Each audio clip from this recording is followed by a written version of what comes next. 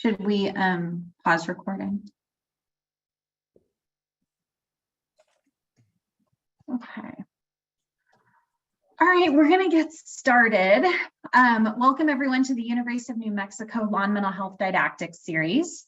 This series is hosted by the University of New Mexico Department of Psychiatry and Behavioral Sciences and the New Mexico Behavioral Health Services Division.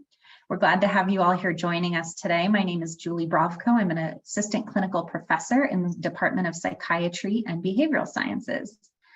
I just want to remind you that next week we have Dr. Tess Neal, who is presenting Improving the Rigor of Forensic Psychological Assessment Practice. For the talk today, please ask your questions in the Q&A anytime you feel comfortable. Just know we probably won't get to them until the end. As always, I try to get to as many of your questions as possible, but please forgive me ahead of time if we can't get to yours. For those of you who want the CEs but are on a tight schedule, you do have to stay for the full hour. You don't have to stay longer than that. So if we do bleed over a few minutes after the hour to answer questions, you don't need to stay for that. Those of you that are here for CMEs, those are the medical CEs. Go to the chat now. There should be a link for you. For those of you that want the APA CEs, you want to wait for the last 5 minutes of the talk today. At that point, we'll post a link to our survey. Make sure you complete it, print a copy, screenshot it, save it, whatever you need to do, because we don't email those out to you. Recording link and PowerPoint should be uploaded in about a week. So please give us about 7 days. If you can't find it after that, you're welcome to reach out. Now it's time for what we've all been waiting for. I'd like to introduce to you our speaker for today, Dr. James Knoll. Dr. Knoll is a professor of psychiatry at the Upstate Medical University in Syracuse, New York, and clinical director of Central New York Psychiatric Center. He's also director of the State University of New York's Forensic Psychiatry Fellowship Training Program.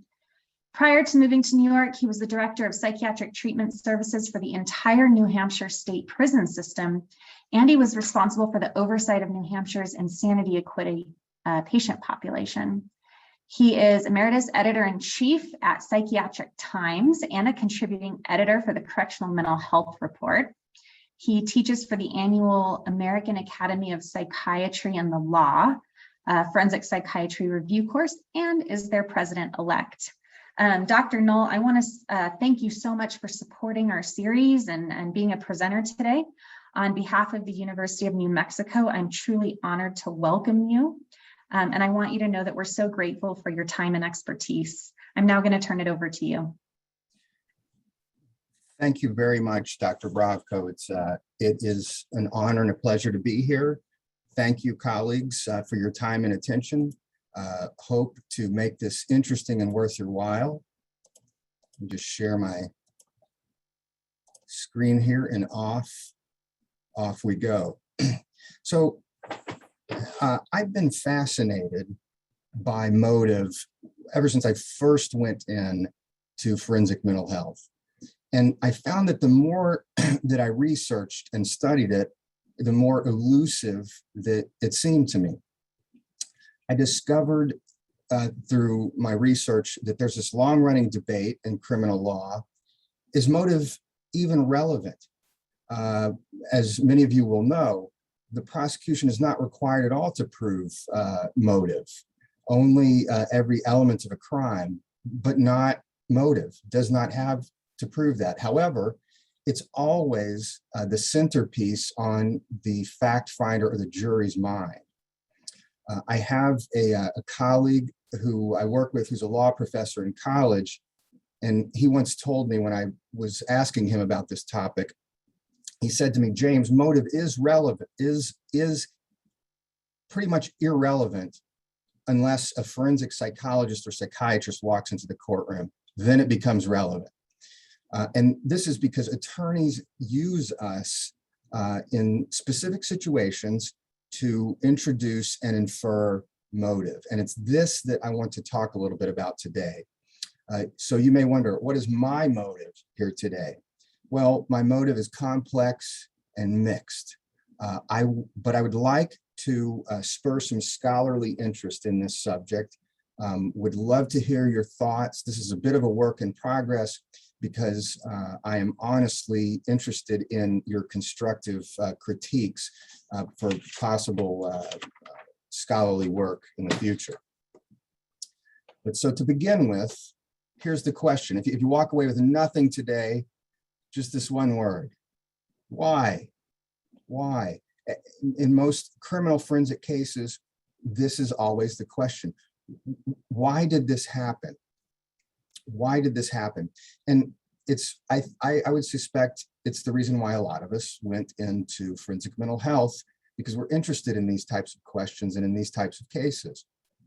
So I remember as a young forensic trainee, I came across this paper, and it sort of stopped me in my tracks. The question is, on what basis do we infer mental states? On what basis? I did my training with the great Dr. Phil Resnick, and I'll never forget when I posed this question to him, and he said to me, in essence, James, it will always be a functional analysis of the behavioral evidence. And this has always stuck with me. I've found it to be the case, and I hope to expand on it a little bit today. But so why motive? Why else motive? Why be interested in this? It turns out that in our field of forensic psychiatry and psychology, there's a paucity of scholarship on this important concept. Motive plays a centerpiece, as many of you know, in many affirmative legal defenses. The model penal code assumes that we have some ability, some wherewithal to infer motive.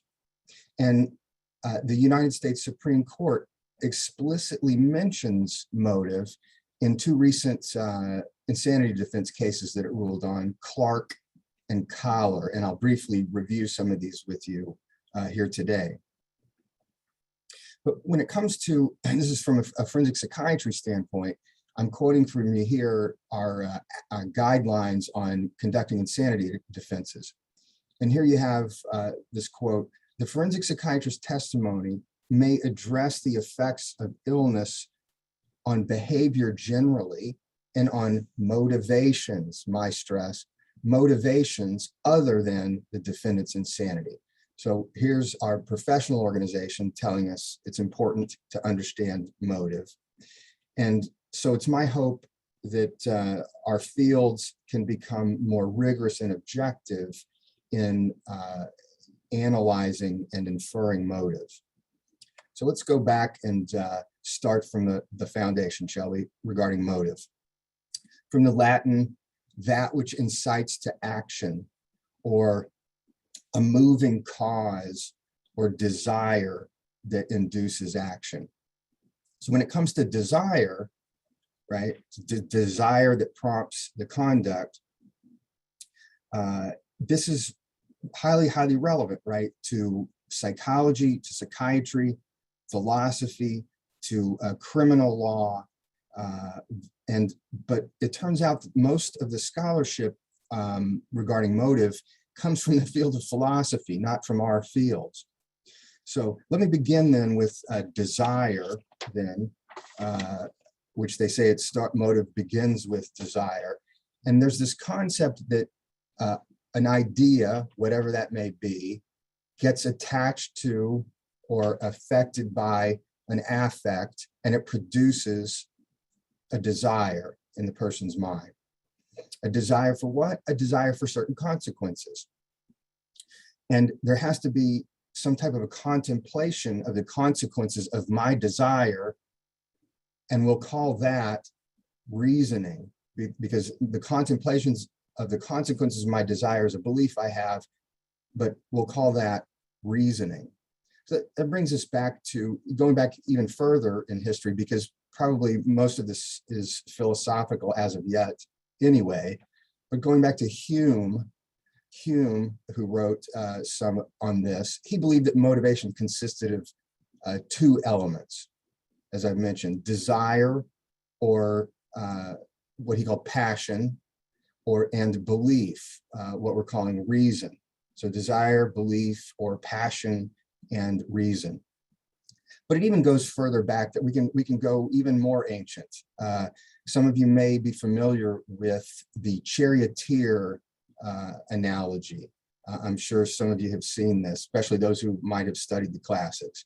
This notion that desire, is from the ancient Greeks, desire drives, and it's reason that steers the chariot, right? And so you hope that if this happens, that that the reasoning is sound and that the grip is sure. But so using this logic to describe mental states in court is consistent with what we call folk, F-O-L-K, folk psychology. This is simply, some of you may be familiar with this, this is simply a common sense theory of mind. I'm aware of a number of the criticisms of folk psychology, yet here we stand in 2022, and it's still a primary foundation and pillar that we use and stand on. And so folk psychology is this basic common sense theory of mind that states intentions and behaviors are reflective of inner mental states. Otherwise, we're speaking of an automaton, right? So this is presupposed, folk psychology, it's presupposed by all criminal law. The notion that a belief in a desire leads to some kind of reasoning and intention, which then gives rise to action. That's baked right into the criminal law. Now, motive is to be distinguished from intent, right? There may be a little bit of overlap, but the distinction is motive you can think of as the why, whereas intent is unconcerned with why. It ignores the why.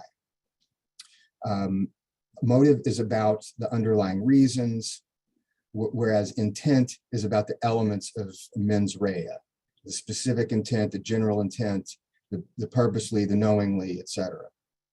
Motive may be hidden, but intent is a descriptive state of mind. And intent has to be proven, as you know, by the prosecution, but there's no need to prove motive whatsoever. However, my experience has been, if it's left out, it better be a very blatantly obvious case, because if it's left out, the jury or fact finder is left to ponder and fill in the blanks on its own. Now, I mentioned the controversy about motive, and there's the sort of a paradox here in criminal law, the so-called irrelevance of motive paradox. And I like this quote I'll share with you from this law review article, where they say, motive, if narrowly defined to exclude recognized defenses that I've been talking about, and the specific intent requirements of some crimes, is not relevant, then it's not relevant, right? So sometimes it's relevant, sometimes it isn't, which I think makes it more confusing for folks. I think what makes it even more confusing is the paucity of research. Not a lot.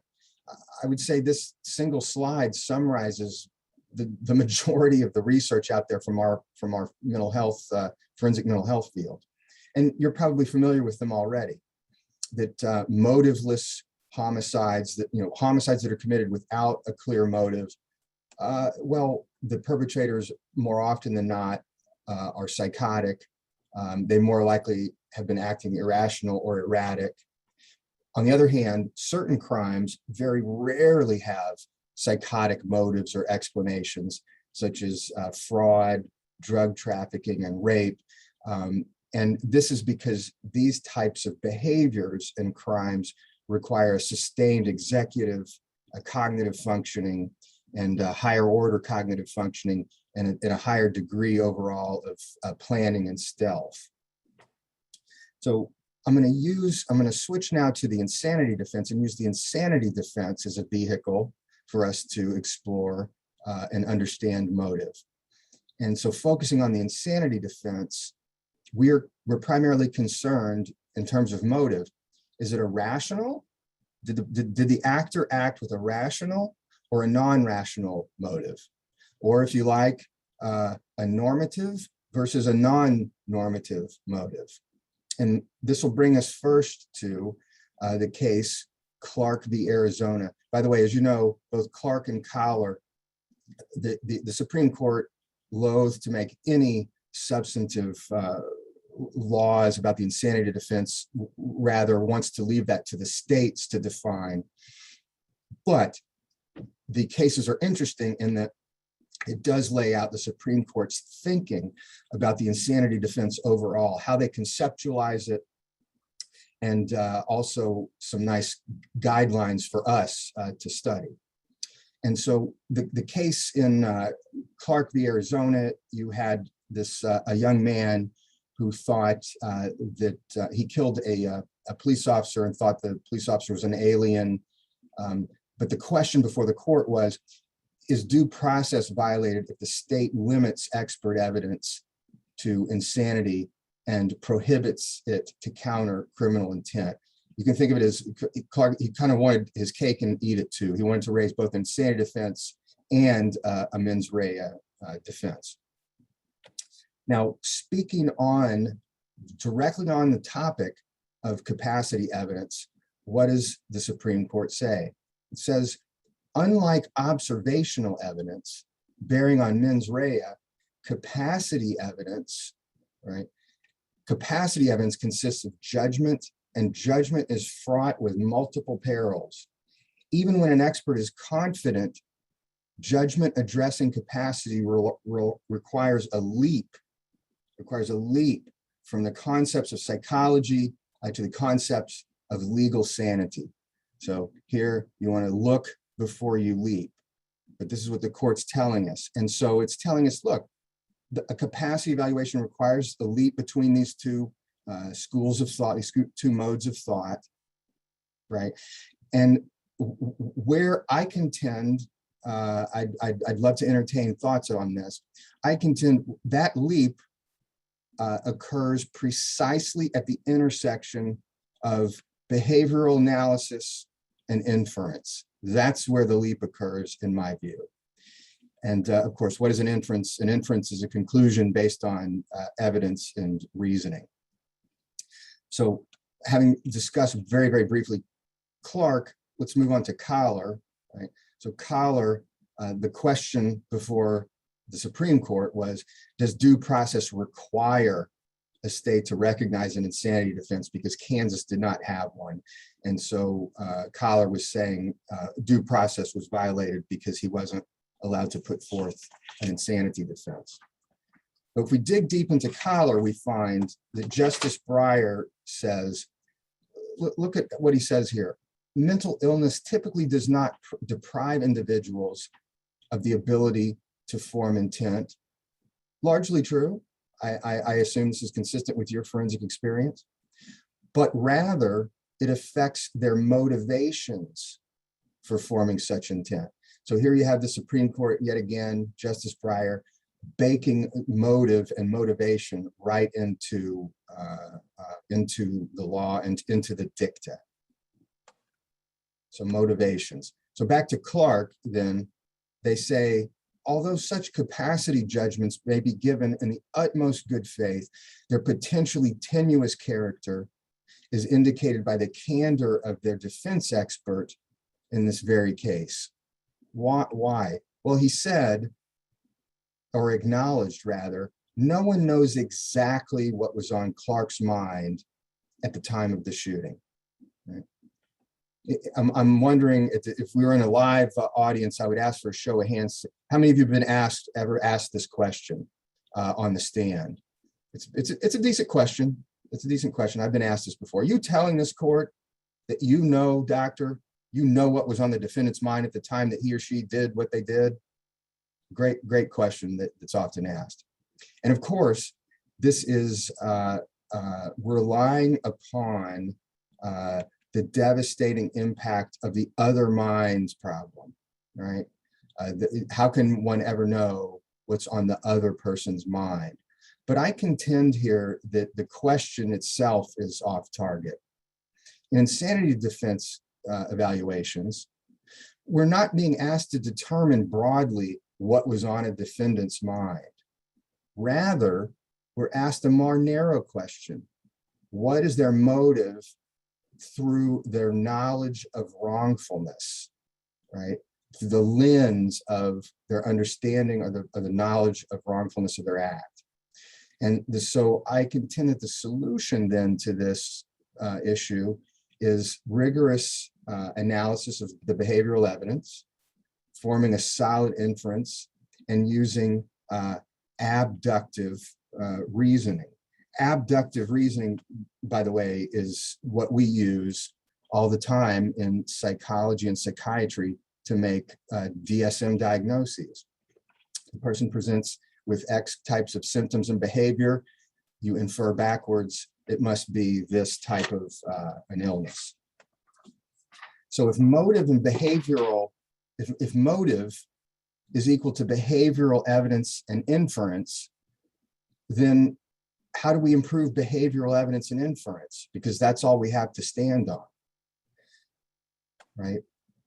And so I contend that we need a systematic, methodical approach that's, that's consistent, allows for comparison and learning, that allows for future improvements. And yes, it relies on experience, because after you've seen X many cases and patterns, you become a better pattern detector. And then it relies on good old logic, logical reason, common sense, and understanding of the importance of folk psychology and abductive reasoning. And then, of course, always knowing one's limitations, conceding them, and knowing how far out on the limb one can walk and where one must stop. So I put this up here. So speaking of the patterns, Park Dietz, my colleague, wrote a fantastic paper long ago on the various patterns seen in mental illness and criminality. If one does this work long enough, one will certainly agree that these are the major patterns that it falls into. Someone is either responding to primarily they're responding to psychosis. Of course, this tends to be rare, versus personality disorder, or it's merely coincidental, not even related. The person was suffering from schizophrenia, but was committing burglaries to fund a drug habit or what have you. Then folks may experience symptoms such as PTSD, maybe even brief psychosis, depression, etc., as a result of the very crime they committed. But when we come in afterwards to do the evaluation, sometimes we can make the mistake of thinking that the symptoms were present at the time of the offense. And then, of course, malingering. So in putting all this together, one approach may be, and this is a work in progress, but you might consider a behavioral analysis inference method that can be consistent, reliable, and tested. So when analyzing behavioral evidence, of course, you want to analyze it leading up to, then during the incident in question, and immediately after, right? I'm sure many of you have had the experience of when you get an insanity defense case, you ask the attorneys, send me the jail records after they've been arrested, and they can't wrap their heads around why you would need that evidence. Well, of course you need that evidence. Everything is temporal. You need to study the temporal time course. Victimology, my law enforcement colleagues are continually reminding me how distinctly important victimology is. Why this person? What is it about this person, about this particular victim, aside from all others, right? Then an evaluation of the defendant, which for us is always post hoc, and it's all verbal, self-reported evidence. So presumably you've reviewed all of the collateral records and data before going into the interview. It requires an analysis of all possible alternative motives that are not based in psychosis or do not flow from a psychotic disorder. Then you apply your abductive reasoning, and then the job is to communicate your final opinion via the legal test, the appropriate relevant legal test, and using the common sense logic of folk psychology, and of course, acknowledging limitations. So when it comes to evidence, then, if we really had to overly distill it and boil it down, what does it come down to? And my trainees often make fun of me with it. They gave me a plaque, a gift of a plaque the other year. It said words and deeds on it. It boils down to words and deeds. But in the end, dear colleagues, it's really all deeds. Words can be seen as deeds too, but let's keep them separate for now. So behaviors and self-report, right? So the drill then is, are these things consistent internally and externally? Are they credible? Are they rational or irrational? Are they consistent with each other, both internally and externally? So continuing on with the behavioral analysis inference method, when looking at the verbal evidence, of course, this is why we look, for example, in an insanity defense case, any statements that were recorded, documented, whatever, of the defendant making some type of acknowledgement of a knowledge of wrongfulness. I'm sorry, or some such statement. Expressions of remorse and guilt, for example, lying to police or witnesses immediately afterwards, use of a false alibi or aliases. All this suggests stealth and knowledge of wrongfulness. So this is verbal evidence. Then when we turn to the behavioral evidence, we're doing the same thing. We're looking at efforts to avoid detection. Did the person wait to cover of darkness, use stealth, go to a particular location because it wasn't well observed? Did they go at a particular time? Was evidence disposed of, and why? Why was there cleaning up? Why was there destroying of evidence or discarding of it? And then any efforts to avoid apprehension, such as fleeing, hiding, etc. And so our job then, briefly aside too, about this a systematic method of doing this. Here's a citation, a paper that I desperately wish I had written, but I didn't. My colleague Reed Malloy did.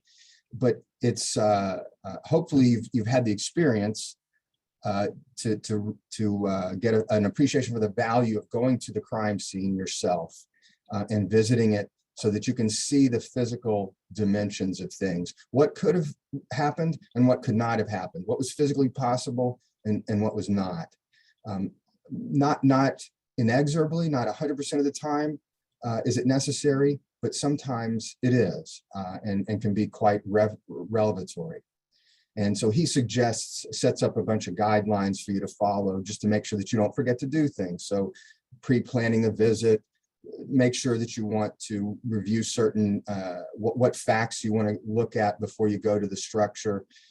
Have someone well-versed with the case, perhaps a detective accompany you if that's possible. Try to identify the positions of all the key players and witnesses, etc. But most importantly, you want to limit your inferences about this to your particular area of competence. Are you an expert in this area in which you're trying to infer something? So our job then is to detect and analyze behavioral evidence. This is behavior, right? Behavior to go shop, buy this stuff, put it on, arrange it in a certain way. Why? Tell me about that, right? Mr. Defendant, please tell me about the knife in the sink. Okay, why? That's behavioral evidence, and it's important behavioral evidence. So now what I'd like to do is present to you just quickly a couple of cases of mine where I posit that motive plays a critical role and in understanding and clarifying the case. And I'll see what you think. Hopefully there's a video, one of these contains a video that I'm hoping to make work. The first one is a road rage case. Be careful out there, colleagues. Road rage is on the rise. And so this is a case of road rage in which the individual on the right who was carrying, he was a security guard for various head-scratching reasons. He carried 2 guns, loaded guns on him everywhere he went. This other individual had this sheathed machete, you can see it in the side pocket of his car door there. They get into an argument, not once, not twice, but 3 times. So they do this kind of, you're looking at it from a psychological standpoint, it's very interesting. They do this violent dance together where they can't keep away from each other. And so they puff their chests, say a lot of threats to each other until the final 3rd confrontation happens. And I'm going to see if I can play that to you and maybe narrate it. What you're seeing here is a random citizen's dash cam. At this point, I hope all of you recognize that there's the disappearance of disappearance. We're all on camera all the time, so conduct yourselves accordingly. And with that said, so what you're going to see here is this is their 3rd encounter. The man with the gun is in the forward car. The man with the knife, he's already here, stepped out of the car. When I push play, you'll see they'll both step out and walk towards each other as though they're filming each other with their cell phones. And then what happens is they break out into a little bit of fisticuffs. The man with, he left his knife in the car, by the way. It was never even taken out or unsheathed. But he had a youth, a height, and a reach advantage. And so when the man with the gun begins to lose the fight, I'll let you see if you can see what happens. All right, this is the man with the gun getting out of the car. They're walking toward each other.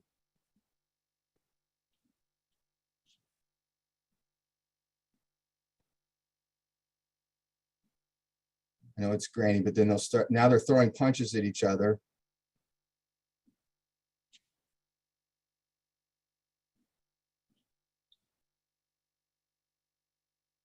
Okay, let me rewind that just a little bit to make sure that you saw that. So what you're seeing here is fist fight.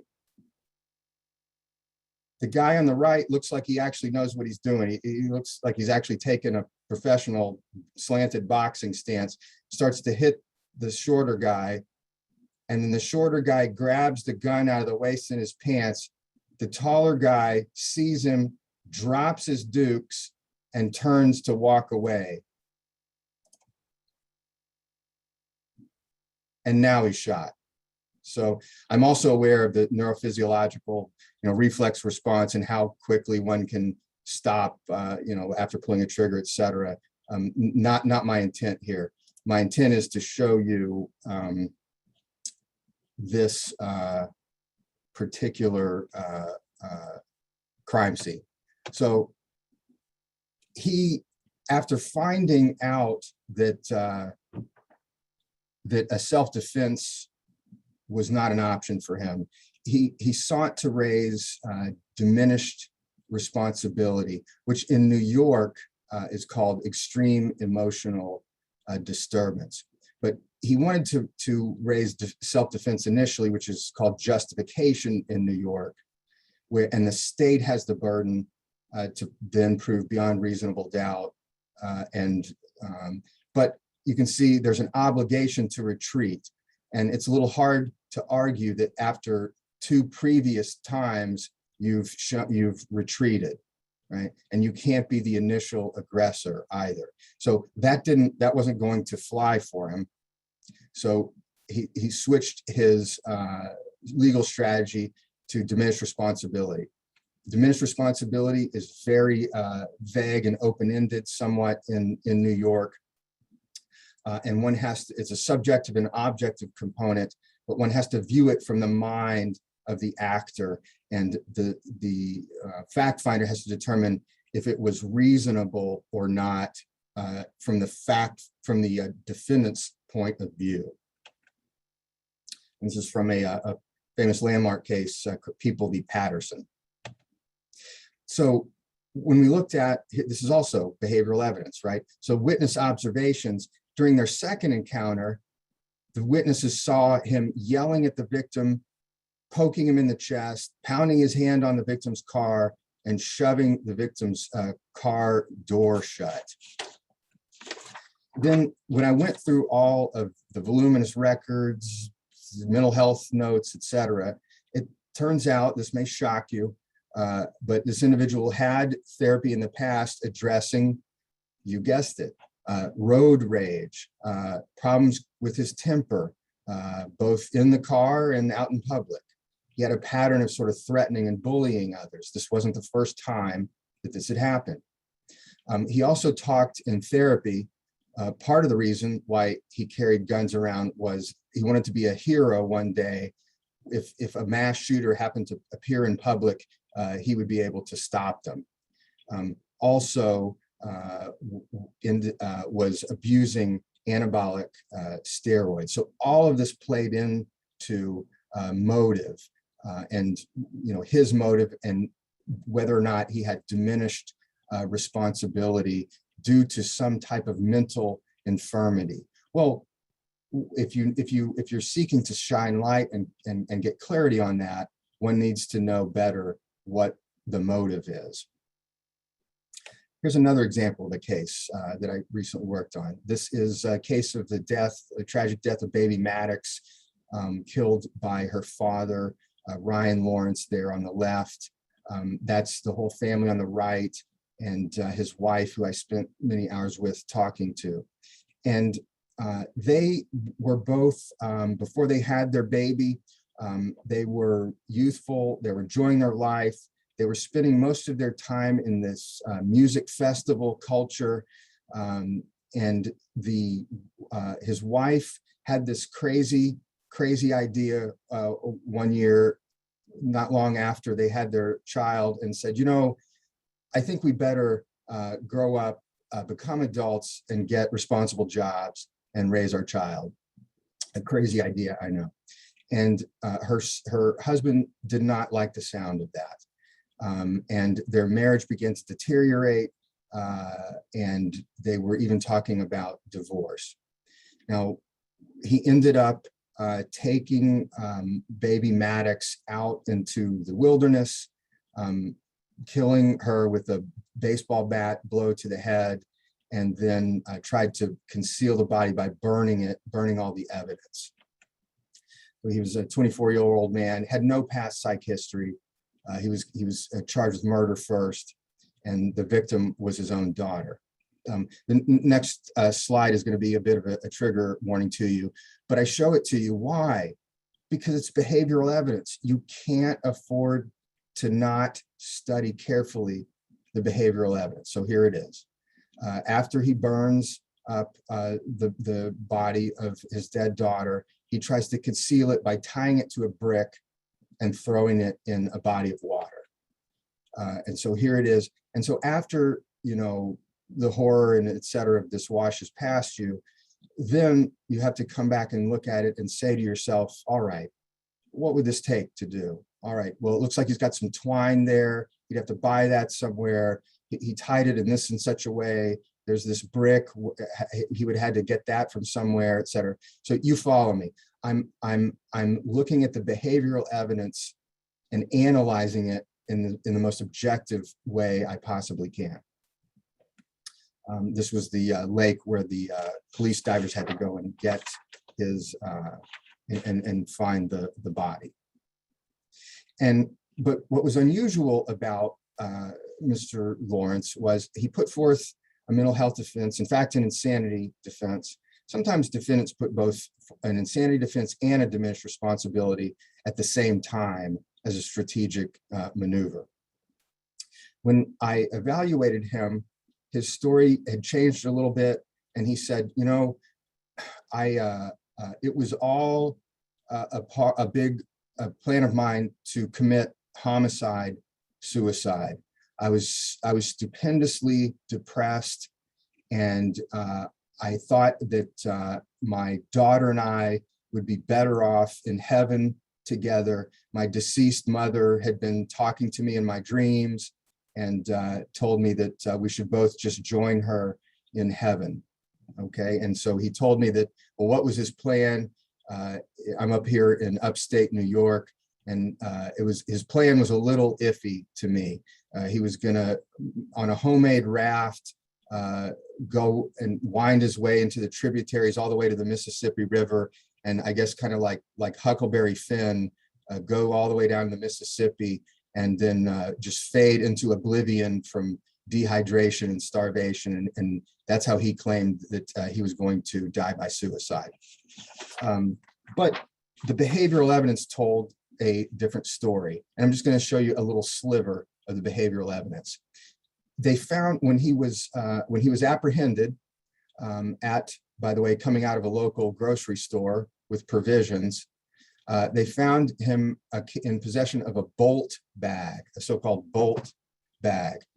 Here's the content. Did I go through the contents of the bolt bag or look at them? You better believe it. It's why? It's all behavioral evidence, right? And so I couldn't get past the fact that he said, this was all a homicide, suicide. I wanted to die, but I've got a first aid kit, a survival guide, a stove, wigs, disguises, a tent, etc., food. I got my contact lens, my gun knife. I've even got my GoPro camera with me and a fishing kit. So all of this made for a difficult time. All this behavioral evidence made his self-report seem to carry much, much less weight. That and the fact that I later found out from detectives that he had actually been looking at trying to steal a motorboat instead of using a raft, all inconsistent behavioral evidence. So, in conclusion, to minimize misunderstandings as best we can, I would say at this point in time, we do have a basis. Remember my initial question, do we have a basis? We do have a basis for inferring motive. What is it? It's an analysis of the behavioral evidence and then applying abductive reasoning and inference. The trick is going to be, how do we make that more rigorous? How do we make it better? How do we make it more objective? Can we improve upon this or improve everyone's reliability and consistency? And then, of course, I keep mentioning this, but it's an Apple tenet. You know, we have to concede what our limitations are and what we don't know. And so with that, you know, I'm going to be very interested in folks' thoughts and comments. Please don't hold back. Please let me know if you have any thoughts on this subject. Thank you. Thank you so much. So for our first question, we've got law enforcement emphasizes crime scene analysis to infer motive. Do you have thoughts about signs in crime scene analysis that suggest that mental illness played a significant role in the offense or that the offender was mentally ill? Yes, this is a fascinating area, and it's one that I think our field needs to do more work on from actual forensics, like Reed Malloy or forensic psychologists, forensic psychiatrists doing this type of work. Yes, law enforcement has done this work, but they do it for their own purposes, not for the ones that we do. So an example along these lines, there's a good paper on if a crime scene and the concept of so-called undoing, like the defense mechanism undoing. I'm not floating this out as a gold standard example because I realize that, you know, you could still argue around this, but the point is, here's how it applies from, let's say, a case that I've had where you have a defendant who killed someone, let's say a relative or family member, and then when you look at the crime scene photos, the victim's head is covered up with a blanket or a comforter. Okay, well, you can infer a lot of things about that, but the primary evidence should come from ask the defendant to first tell you about the blanket covering the person's head. That may get you so far. And then you'll have to analyze it for consistency, credibility, etc. What did it mean to that person? And can you rely on their statement? Next question is, can alcohol intoxication affect motivation? It most certainly can. Excellent question. And as you all know, voluntary intoxication does not serve as a mental disease or defect for the purpose of insanity.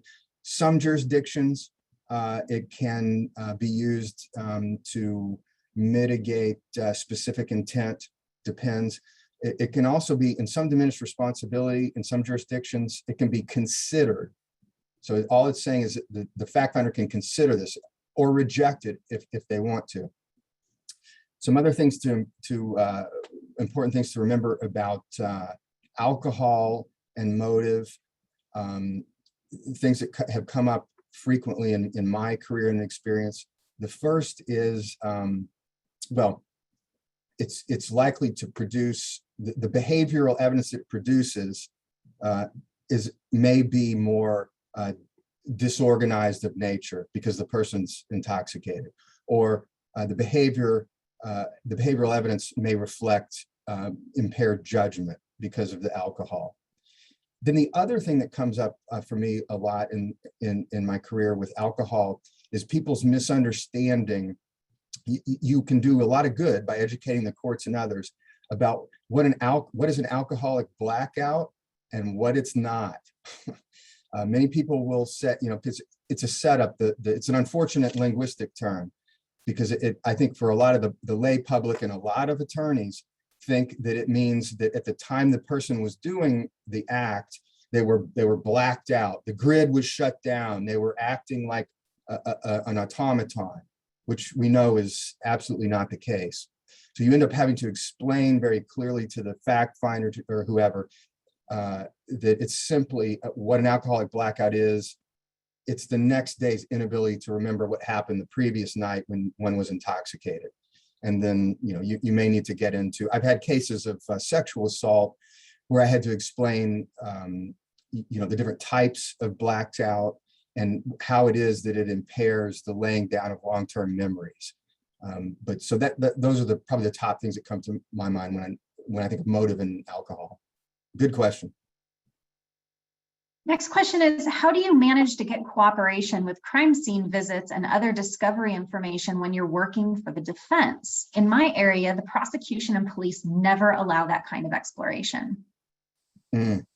That's unfortunate. And if you think that a crime scene visit is necessary and relevant to your analysis, I encourage you to be dogged about it and stand up for it and get the in this instance, let's say you're retained by the defense attorney, get the defense attorney on your side to do what they need to do to allow you fair and equal access to the evidence to look at it. It's been my experience sometimes with defense attorneys, they may not have the full cooperation, let's say, of a detective, or like the feds have the FBI at their disposal, but the defense attorneys will often have some private law enforcement inclined person working with them or somewhere in their department. And that's the person that you want to get to help you achieve your goal. How do you see cognitive psychology and behavioral economics affecting your thoughts on motivation? I would love to send me an email, please, and affect my thoughts on it, please. I'll acknowledge you. I'll give you a co-author if you write me enough. Yeah, I think there's so much. By the way, a quick random aside. I'm kind of happy that it's really awesome that forensic psychology and psychiatry working together to making ourselves better. This is fantastic. And we learn from each other, because my field, forensic psychiatry, it's been slow too slow to understand the importance of cognitive biases, which you guys have been working with for a long time. And so that's why we need to do a better job of working together.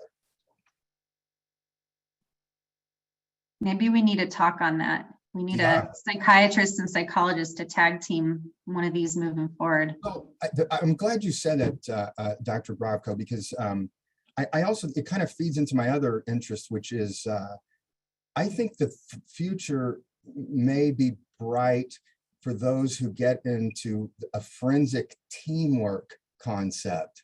Do you follow me? Yeah. Yes. You miss much less when you've got multiple trained minds working on the problem. Yep. Now you may have to give up a little bit of your ego. It's not all just the James Knoll show. Believe me, that hurts me a lot. But I'd rather have accuracy. Yep. Okay, what do you think of objective psychological testing in forensic assessments? And what do you think of projective testing in forensic assessment? I'm in favor of both of them when used, judiciously in the right way and in a smart way. I always favor them and make use of them. I would say here's an interesting thing, and here's an interesting thing that I think our fields could benefit again mutually from, is the notion like, well, I don't know where, it's been a while since I had my finger on the pulse of what I believe Reed Malloy was doing a long time ago, using the Rorschach to look at possible malingering. I mean, wow, I'm not saying, I don't know how that ever unfolded and everything, but it sure seemed to be of interest and potential. And I think there's many other areas like that where folks need to begin to explore. Start doing the research, take your projective test or whatever, get a good supervisor and a research consultant and cook up a plan and go test it. I think it's a great idea. Next question is, do you have concerns about the influence of cognitive bias on abductive reasoning? And should we encourage procedures for encouraging the consideration of alternatives before reaching a conclusion? I agree with everything that person just said, totally. And you always want to guard against the cognitive biases. I often, one technique that I like to use, I'll do, you getting consults by your trusted supervisors and folks with more experience than you. Never worry alone. Am I missing something? Is my bias blinding me here? Take a look at this. I do this all the time. Or I'll write something in the heat of the moment. I'll put it down, I'll let it cool, and I'll come back the next day or two and look at it and say, okay, what idiot wrote this? And I'll usually have a different vantage point or see things that I didn't see previously. But yeah, that and the hindsight bias, I was being deposed yesterday in a 6-hour deposition, and I was being vigorously cross-examined about the hindsight bias. So I'm keenly aware of how, and our legal colleagues are more steeped, crazy enough, they're more steeped in this than we are. And how would you outline alternative hypotheses or motivation in your reports without providing the ultimate opinion?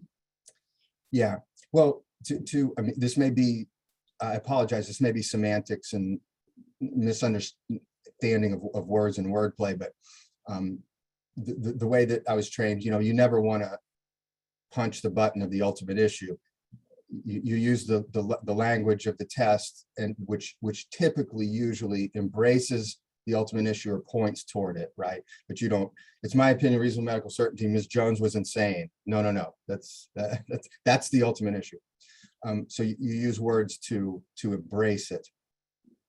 But I think this question was, though, about what can you give me the details again, Dr. Bravko, about the details of what the person was asking about the ultimate issue? Sure. How do you outline alternative hypotheses yeah. or motivation in your report without providing the ultimate opinion? That's a good question. So I think, let me give you an example. If you're, let's say you're doing an insanity defense, I'm going to distinguish an insanity defense from, let's say, an EED report. You're doing an insanity defense opinion. You could put in there, well, it's my opinion that the person was suffering schizophrenia as evidenced by XYZ at the time and lacked ability to understand the wrongfulness as evidenced by A, B, C, D, E, right? And then you come under and say, an alternative, no, I wouldn't recommend that. I would recommend you getting certain with reason, arriving at your opinion with good, reasonable psychological certainty and stating that as your opinion. But some certain forensic scenarios and opinions do lend themselves to doing that. And let me give you a quick example. In New York, EED, there's no legal test. There are things that suggest that they could be considered for EED and things that cut against EED. I'm not the fact finder, so that's not my decision to make.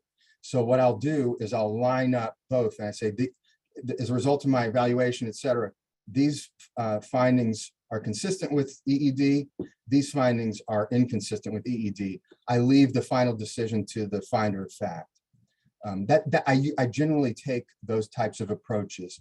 And so that's where like an alternate hypothesis would come in. But I think by the time most forensic opinions, by the time you arrive and get ready to stamp it in your report in stone or go into court, you're most of the time, in my experience, you're under the obligation to have arrived at your opinion with reasonable medical certainty. And will you be cross-examined about alternative possibilities? You absolutely you will. And so you've got to be prepared for that in your mind.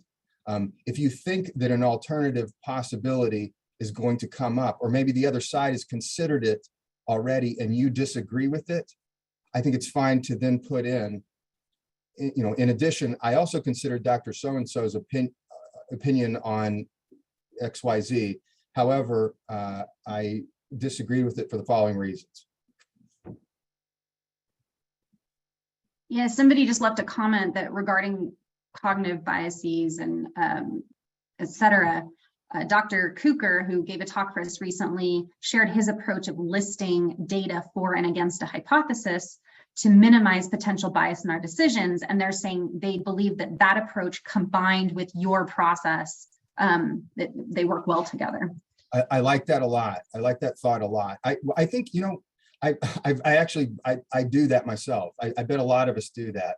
They use that kind of, what do you call it? Socratic kind of, for and against, weighing and balancing. And of course, we're not, oh, there's three more on this side, so this wins. No, that's not. It's just one piece of the puzzle, and we're applying the totality of the circumstances to our analysis. Right. Okay, next question. What can a forensic mental health professional do to limit their tendency to become narcissistically arrogant and over self-assured over time? I think if you, I think my initial thought is if you do this enough, you get more humble rather than more arrogant. So if you find yourself getting more arrogant, I would step back a little bit and scratch your head and wonder what's going on, because life is a great teacher, and they're outstanding attorneys who will teach you some great painful lessons and cause you to be more humble about what you're doing. It's a great question, because it reminds me that to say we do need to be humble and acknowledge limitations at all times. Are there any articles or books that you recommend for further reading on this topic, especially related to mental health, motivation, and crime scene analysis? Yeah, I think some of the I wish I could, but as I mentioned, there's really a paucity of literature out there, in particular from our fields. Most of the stuff is in the citations in my slides, to be honest with you, and it's in law review articles or philosophy books. Most of it is well mapped out in some of the law review articles, but I think what you'll find is it's very it's pretty cut and dry, and well, it'll keep you humble, because you can't go further out on the limb than you can between the behavioral evidence and folk psychology. That should keep you, and the other minds problem, that should keep us all humble. Can you comment about the concept of automation and motivation? Yes. Oh, good question. So let me back up and just say, so for a crime, a brief review of basic criminal law, the crime be committed, you've got actus reus and mens rea, right? And the mens rea, you've got the four elements: the specific intent and general intent. So mens rea, guilty mind; actus reus means forbidden act, right? So you have to have both. If it was just guilty mind, we'd all be in prison. So it's got to be a guilty mind and a forbidden act.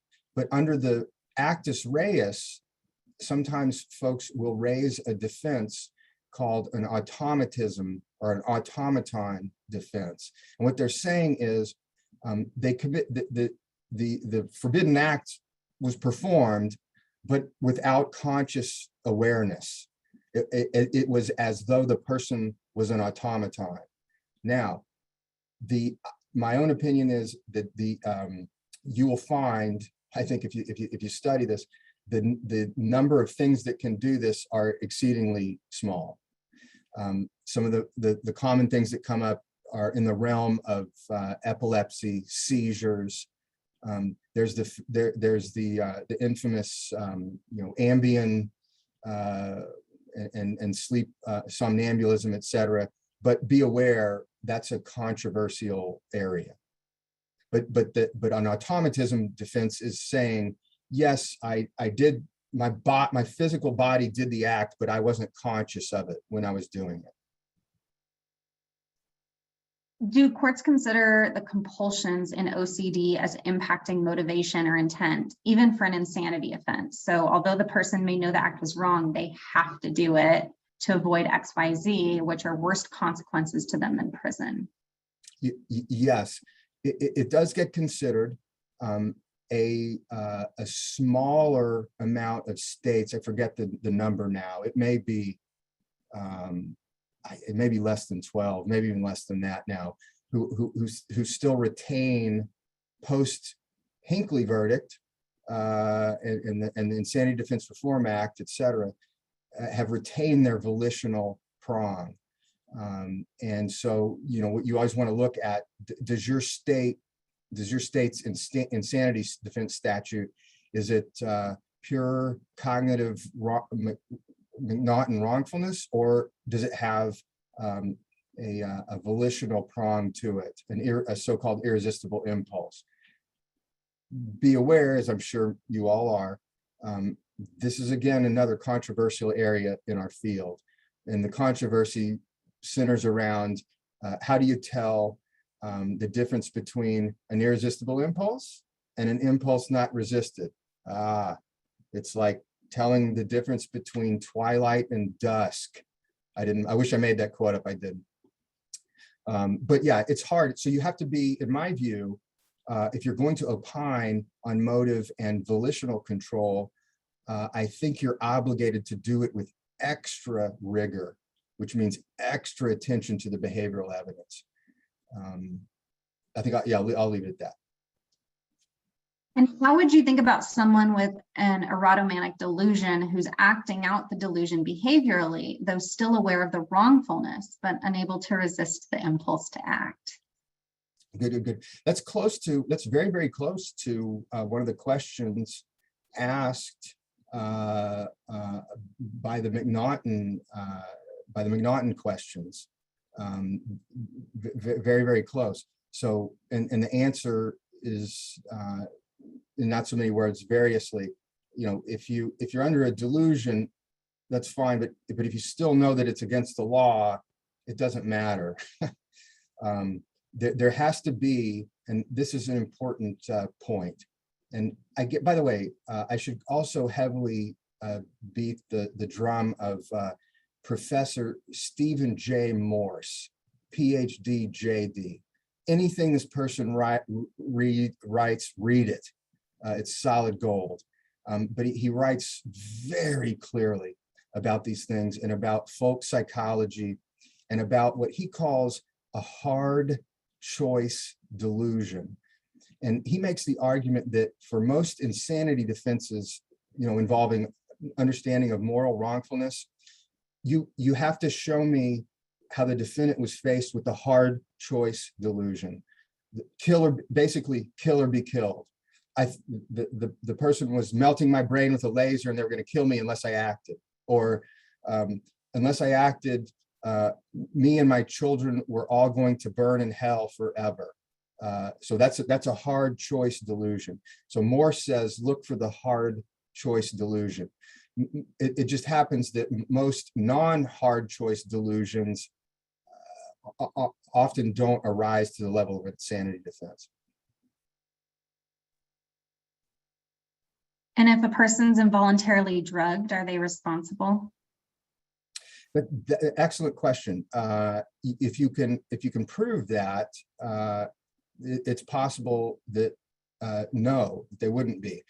Basically, there's let's see if I can remember these four scenarios in which intoxicants may be successfully used in insanity defense.